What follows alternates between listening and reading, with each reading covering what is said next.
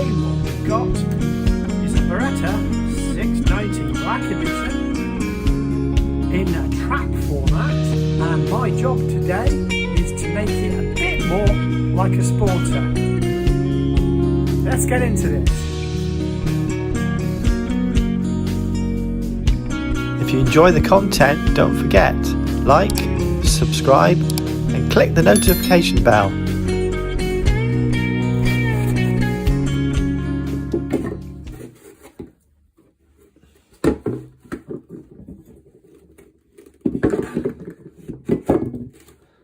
Only just big enough.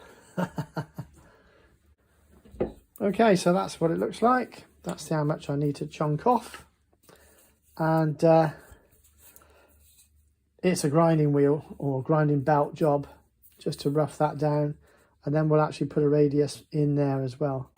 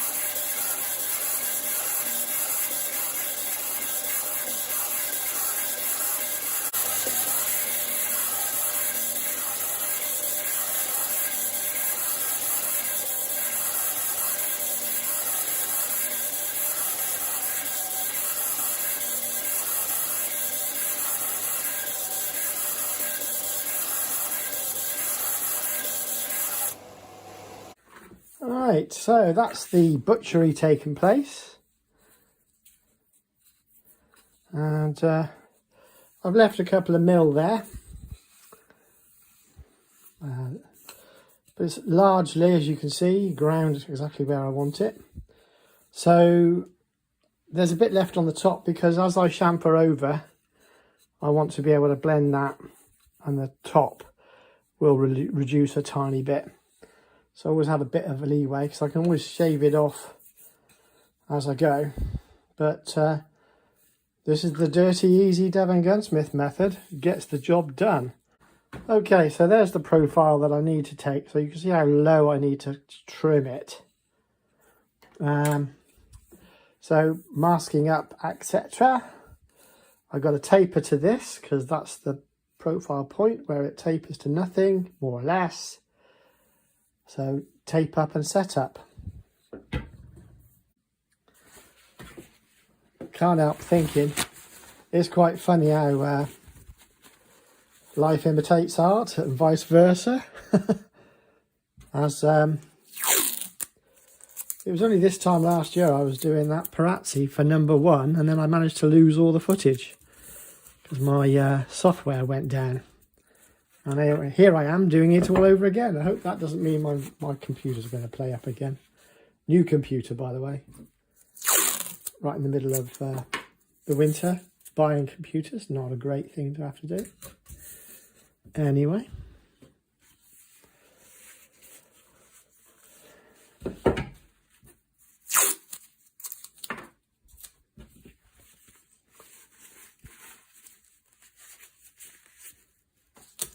Nothing clever or complex about this. It's just a matter of holding this all together.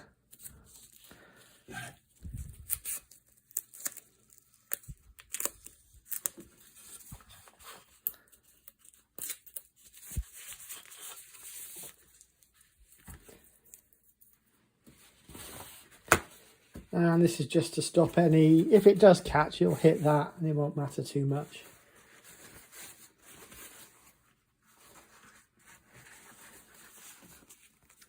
Something like that. I'll do it one-handedly with a camera under your nose, not so funny. I know it makes for better TV for you guys, so hey, the sacrifices I must make. And you're all chuckling going, what a load of bull dust. Oh, another job coming in. Notifications on WhatsApp pinging through. Everybody thinks about guns in December. I don't know why. It's a strange phenomenon. Well, I do hope I've got enough masking tape to finish this job. That would be a travesty, wouldn't it? Right, so there's my anti-scuff protection. I could probably use some packing tape if I run out, couldn't I? So I always advise this if you're doing anything like this. So I've got that whole radius there and to work along there. So it's all freehand grinding. And it does get a really good finish, so I'm not going to change it. And like I say, the parazzi I did this time last year, I've done a few since, but not to this extent. Just to be on the safe side, a bit of packing tape so it doesn't move around too much. And why not, eh? In fact, you can use packing tape to create an anti-scuff surface.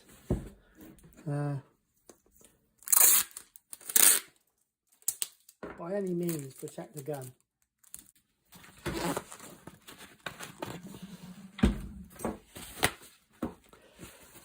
Yeah, I mean, this is probably the preferred method.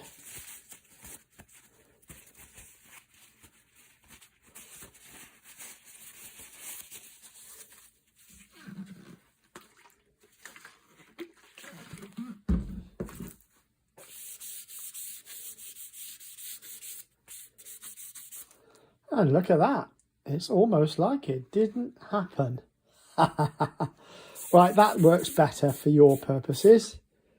In terms of being able to see what I'm doing. Bearing in mind it's all going to be ground off, so not a problem. Yeah, that works. I'm happy with that. Let's go make more mess of this stock.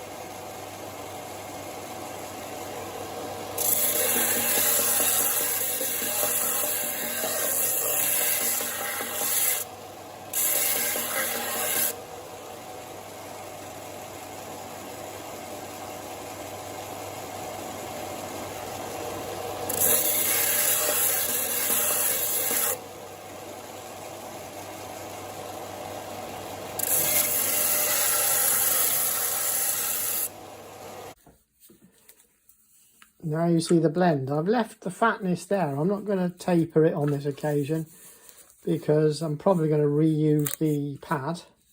So I'm going to change all of those profiles. If you notice, it's pretty much still on the line there. It is going to all be it's going to be all by eye. There's a slight flat there. And if I was to put a rule to it, it would probably have a slight rock on it at the present. Very slight, because I'm going to hand sand it. See there? There's a tiny gap there at the front. Because I'm going to hand sand that to get the blend right. Right, so my favoured methods are either, I've got a lot to take off, I will use an orbital sander, used by many, including Perazzi and a lot of the Italians use orbital sanders. I remember somebody trolled me by saying, oh, you shouldn't, how can you use that? It's terrible. Well, all the manufacturers use them, so get over it, really.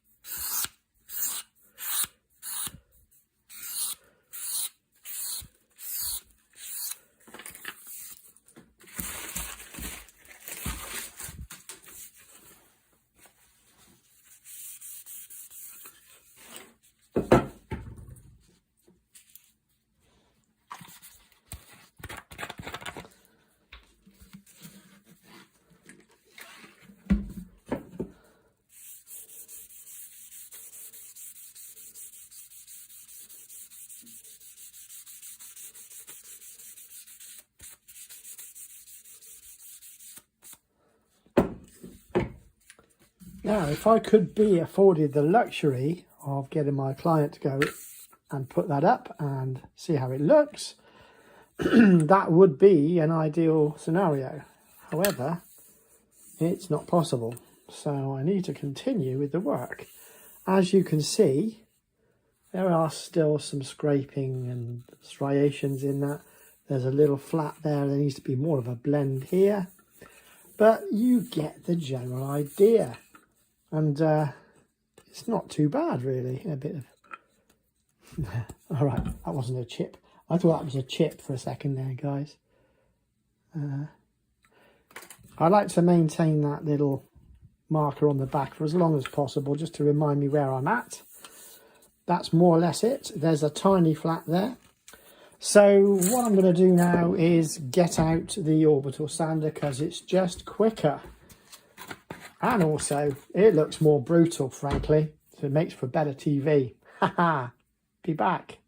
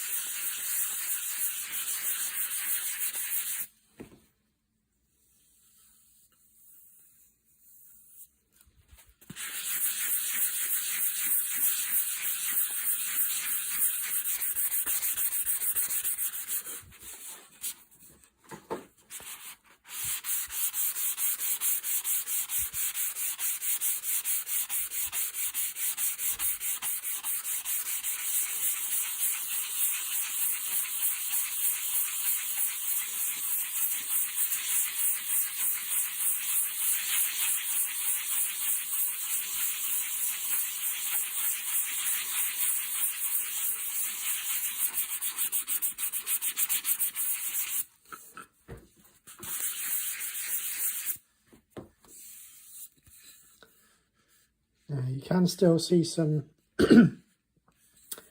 scars there. It's going to take a while to sand it all down and go through the grits as well. But have you noticed I've not touched that top surface yet? I don't know if you can get the contrast very well there. You can't really. There's a just focusing on that radius there. Now I can't feel the radius blend there, but now I can feel it here. Oops, I can feel it more there, bumping across. So just gradual working of that surface. And because the stain is spirit based, I can use a bit of stain, or meths will do, Everclear or whatever you want to call it. Alcohol, ethanol, methylated spirits. Just introduce that stain ever so slightly occasionally. You can just see there's a slight blend situation going on there. It's softer there. But I use this as a disclosure. You can see there, with a bit of stain on it, you can see where the marks that you need to polish out and sand out are. But as you can see here, I'm going to need to put some grain sealer in, because we've opened up the grain a little bit there, if you see what I mean. So a bit more work to be done, and I don't know if it'll all come out in the edit. It doesn't always, but I like that as a disclosure because it shows where I've been, you see. It's quite a useful tool.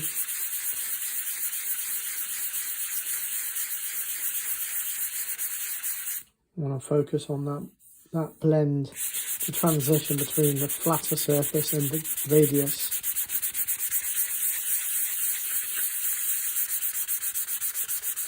Always keep, this is why I prefer these sanding pads, always keep it dead flat with the edge.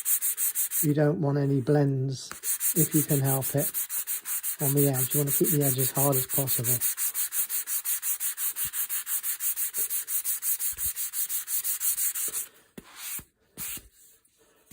We're getting there, guys. It'll take a minute or two, but we're getting there. No worries.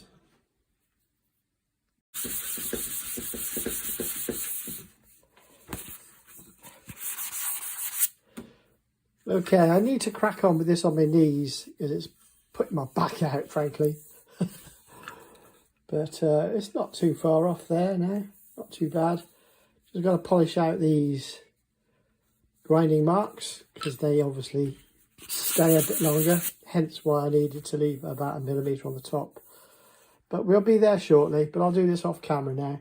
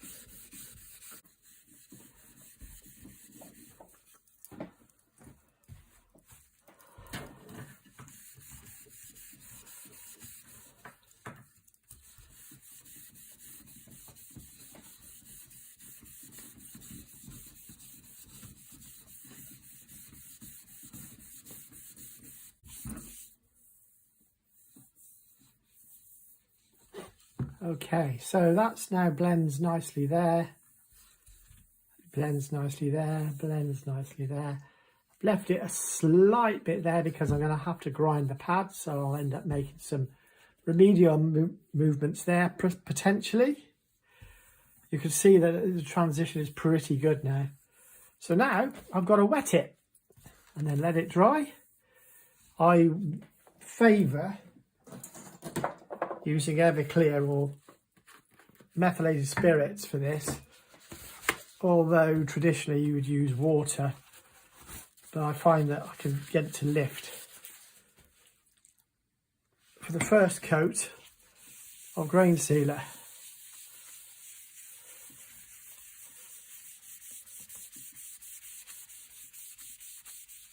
now you can see that in wetting it's almost the colour of the rest of the stock, which is why I use meths, because it wets quickly. Traditionally in the stocking rooms you'd use something like white spirit usually, that evaporates as well, but purely for the purposes of quick demonstration on here, also gets the dirt out. Now I can feel a rough surface where the fibres are rising. So using meths means I can continue straight on using a light shellac. This is French polish, but it's, oh, you need a child to open the locks. Right, the child-proof locks. Anyway.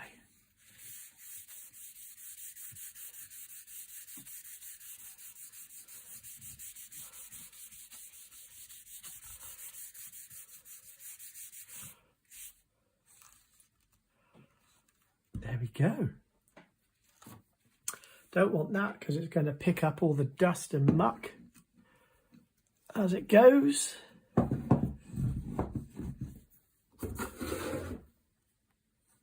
Sorry, off the camera. So there you go.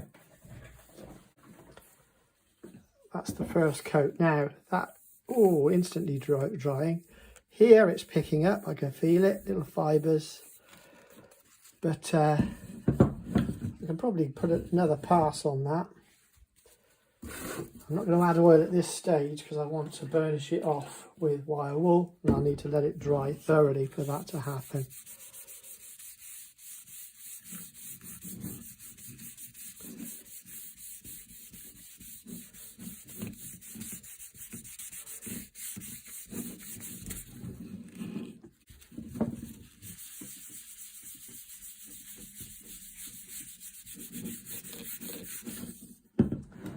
Rinse and repeat. Okay, so some minutes have passed, but for you it's as if I've literally just done it. This is the benefit of editing. Okay, so now just start to knock back. So there's a transitional point that's shiny.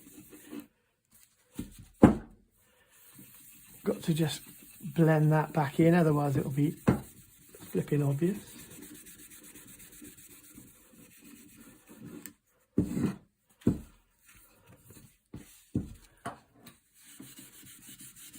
Right, you can't see it, but you may be able to hear it. I am actually picking up the fibres quite well there.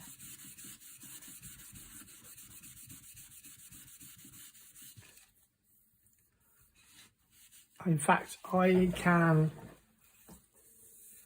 quite safely say with a fine grit, I can just lightly sand that.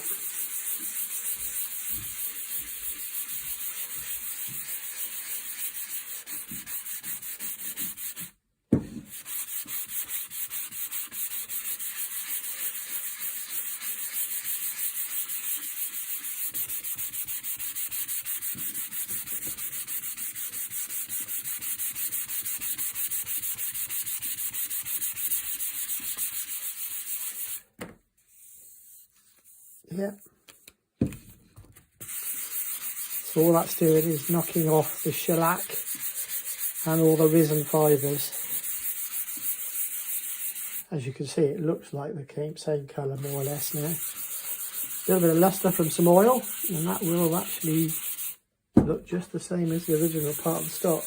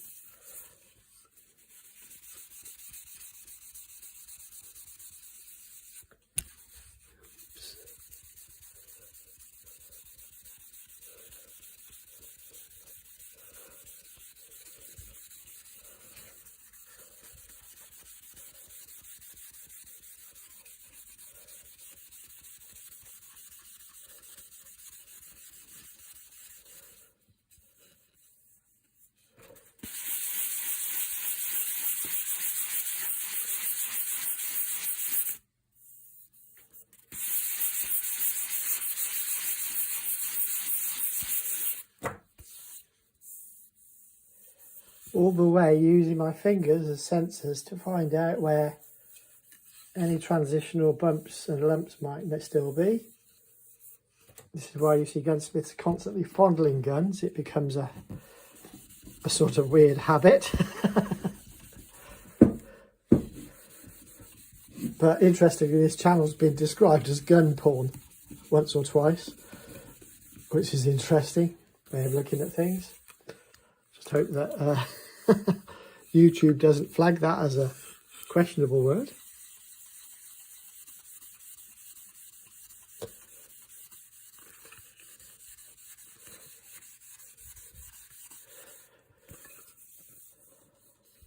Yeah, I'm not going to perfect that edge because we'll probably grind onto it, and I don't want to burnish it down too much. Okay, so make sure there's no dust. Camera goes flying again.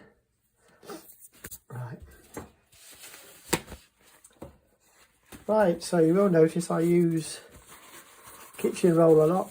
It's cotton based, and it's not much different from the French polishing, as long as you loosen it up a bit. French polishing methods of having wads and stuff like that, but I'm not actually French polishing in this case. While it might look like I am. This is grain sealer.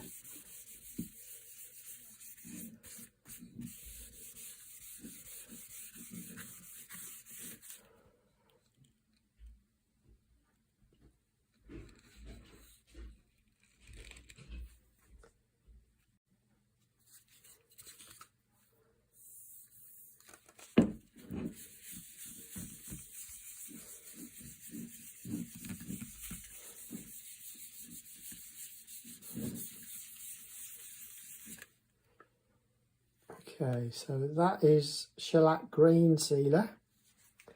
That needs to be allowed to dry. This is the patient part, because I can't literally change the job. So I'm on this job now until I do it. So it has to be done. I have to leave it now again, a bit longer, see where it goes.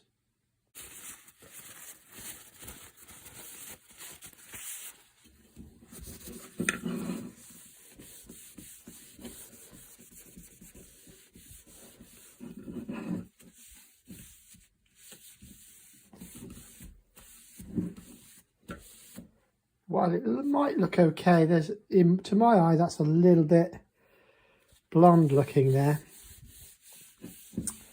So what I'm going to do is just, there, you can see it looks a bit yellowy. This is a bit more reddish brownish. So with that cloth, a bit of oil on it. The oil won't matter, don't worry. No fret.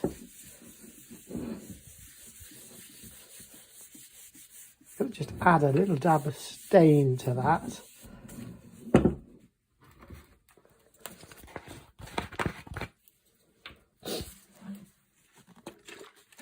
Right, this has not been quite real time, but almost real time. You can see I'm putting stain on there.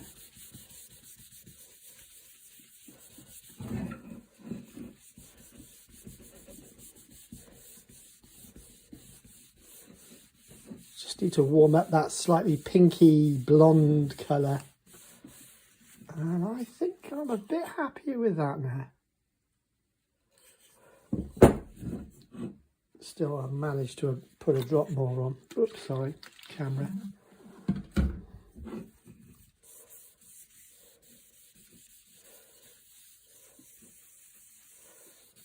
Only on the top bit that is dry do you do this, otherwise it ends up marking up the rest of the stock as well.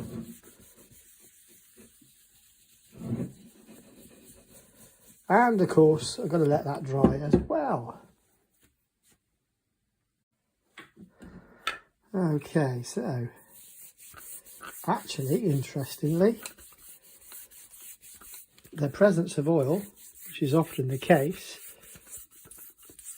has allowed me to burnish that up a little bit.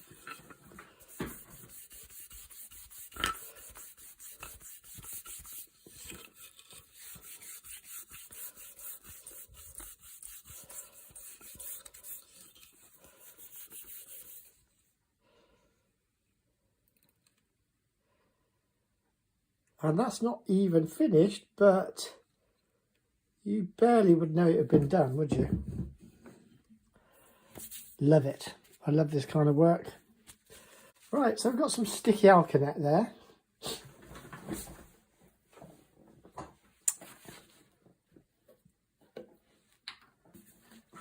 And a crusty drop of linseed. Put a bit of natural linseed on that just to feed the wood, as it's quite dry anyway. And we don't want any weird transitions where it's slightly glossier in other places. Now, as you can see, I've not touched anything other than the work I've been doing. And that's because I'm used to having to get these jobs done as quickly as possible. And all I'm doing is going to just get a little bit of oil on that. And in its wet state, it looks quite high gloss. It's not actually, it's still wet. I'm a bit croaky because obviously all the dust.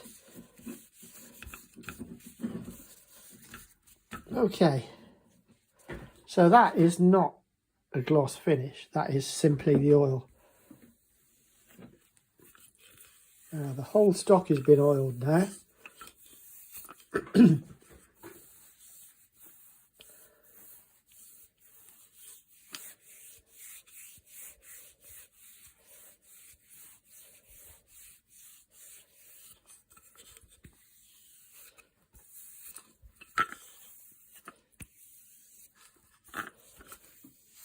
Apart from the checkering, I don't oil up the checkering unless I absolutely have to.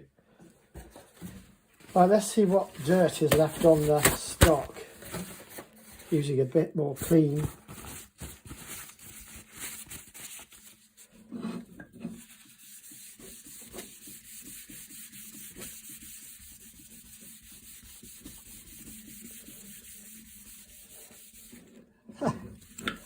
As expected. With these oil finishes, less is more, for definite. So each coat you build up, there you go. Doesn't that look nice? Nourishes the wood, but you've got to take off the majority of it. You really do. So, looking good. So there's a couple of other bits that he needs doing too. My client wants a few more jobs done on it, but there you go, it does take it off too. That is all absolutely fine. There's a bit of dirt in there too, so as I think I've showed you on other videos, it is beneficial.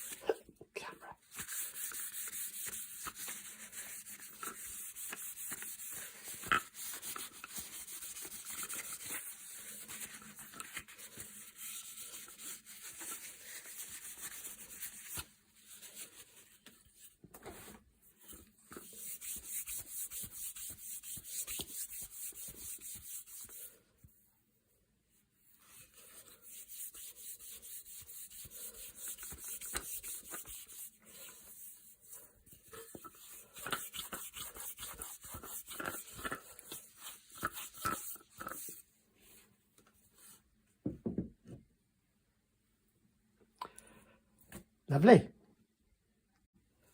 So just to illustrate,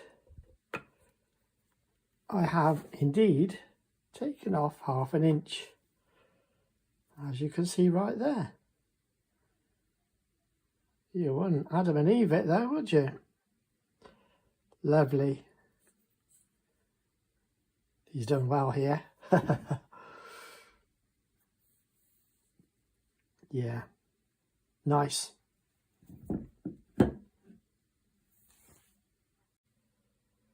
Right, so I've just had a message back from my customer. Now you will see that the screw height is different there. There's not a lot to be done about that, and certainly I don't choose to change anything. But the reason I use a small screwdriver is that it doesn't give me friction going through the self-healing part of the pad. And on the Berettas they do self-center, obviously, because they've got some little raised bumps. Right, so this is the difference. So I push a big screwdriver in. It's a lot more grippy. Okay, so we are going to take this off and grind that down. And yes, I'm going to show it because so many of you have asked to see how it's done. So this is a short version, but I get it done for you. Need to mask this off. That's not rocket science either, because got that nice oil finish to protect. So obviously you set it just slightly back. Fold that down there.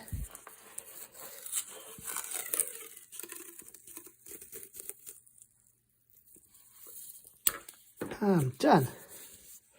So what I normally do is I'll put a couple of rings of that just in case I touch on, whoops, that newly oiled finish.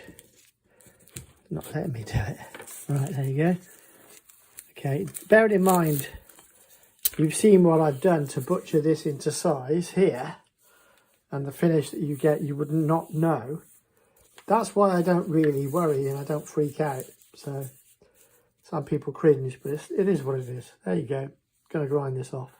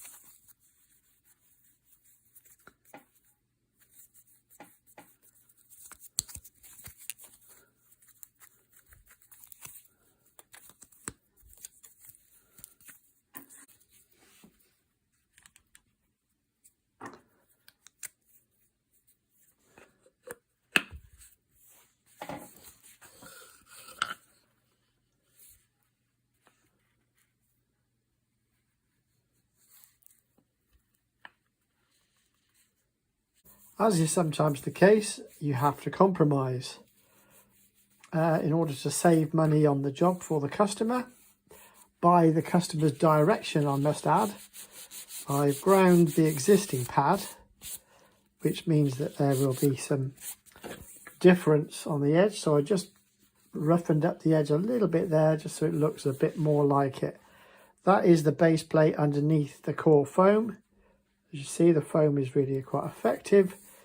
And on that little accent, because it's a black edition, I've just shaped that to fit as well. So I can't remember if that actually got recorded or not, but we'll see in the edit, won't we? So I will probably oil up the stock a little bit more as I do the other jobs required.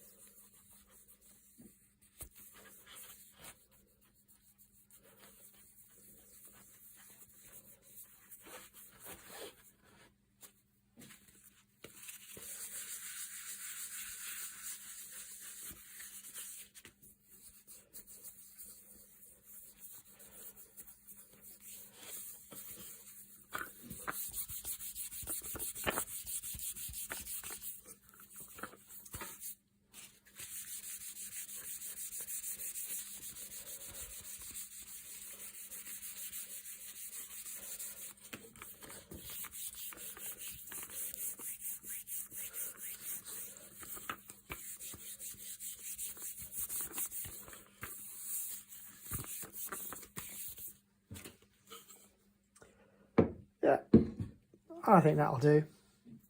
Okay, so the next job on this black edition 690 trap is to establish,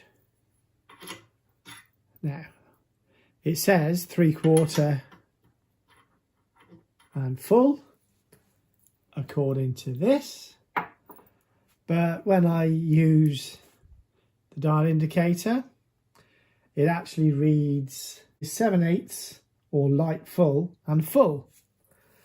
So I'm going to have to start cracking out some of this. We're near enough there on the adjustable reamers, and just put a bit of cutting fluid in there.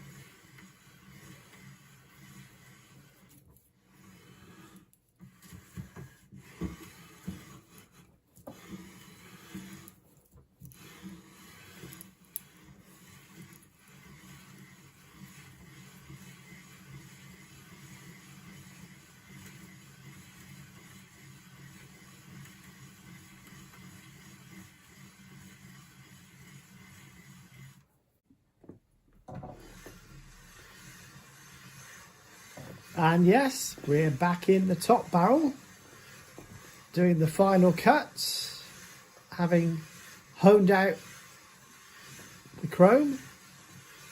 Just do standard cutting. As you know, this sounds really good.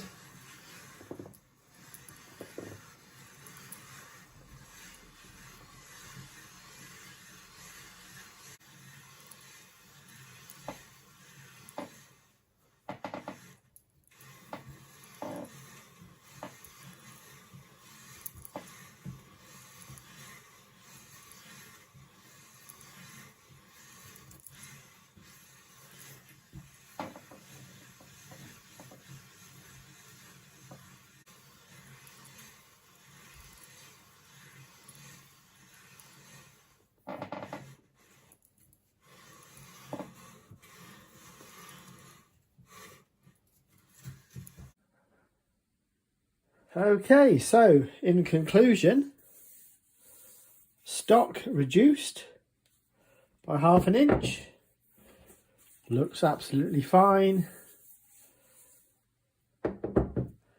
Barrels from virtually full to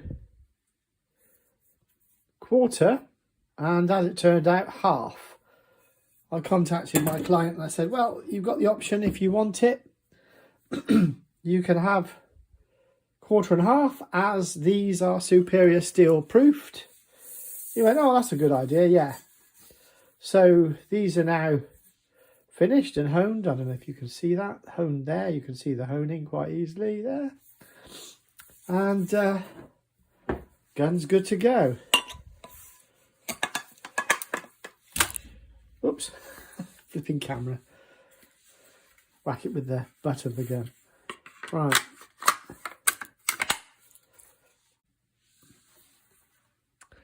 So there we have it. A nice 4mm trap Black Edition 690 Beretta. Now set up for my client as a fixed choke sporter. All in, this gun, which would typically retail for 2,700 something pounds, brand new. This pre-loved, lightly used gun has come in at a total price, including the work, of £750. Yes, £750. And that is the reason it was done. There's no call for trap in this area. Sporting is very much alive and well. So sporting stock adjustment and sporting choke adjustment brings a gun that is in brand new condition, apart from a little mark there and a couple of other little marks, very, very small marks.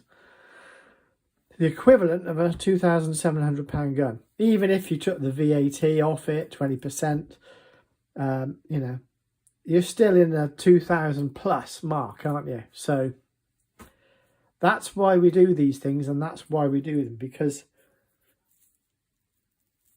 that is the only reason that you could justify turning a nice trap gun into a sporter. It was a bargain to start with, and even with my wages on top, it still only comes in at £750. So that's it, guys. Until next time, thanks. See you again.